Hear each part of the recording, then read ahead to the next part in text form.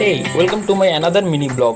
আজকে আমি চলে গেছিলাম সেলুন থেকে চুলটা কেটে বাড়ি আসতেই বোন আবদার করে বসলো, আমরা যেহেতু সামনেই ঘুরতে যাচ্ছি তো ওর নাকি কোনো নতুন ড্রেস নেই, নতুন ড্রেস কিনে দিতে হবে ওকে এখন।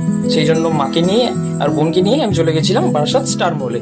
তো সেখান থেকে কেনাকাটা করার জন্য তো বোনের ড্রেস কিনে দেওয়ার পর ওর আবার আবদার না ওকে পেস্ট্রি খাওয়াতে হবে। এবার ও যদি আমার সাথে কোথাও বেরিয়েছে কিছু না খেয়ে আর আমার পকেট ফাঁকা না করে বাড়ি ফেরে না, তো ম্যাডামের ইচ্ছা মতো তাকে পেস্ট্রি কিনে দিলাম। পেস্ট্রি খেতে খেতে খাওয়া দাওয়া কমপ্লিট করে বাড়ি আসতে আসতে রাত হয়ে গেছিল। তারপর বাড়ি ফিরেই আমরা খিচুড়ি আর আলুর দম খেয়ে নিলাম। মায়ের হাতের তৈরি এই আলুর দমটা আমার খেতে ভীষণ সুন্দর লাগে। তারপরেই আমরা বসে গেছিলাম ব্যাগ গোছানোর জন্য।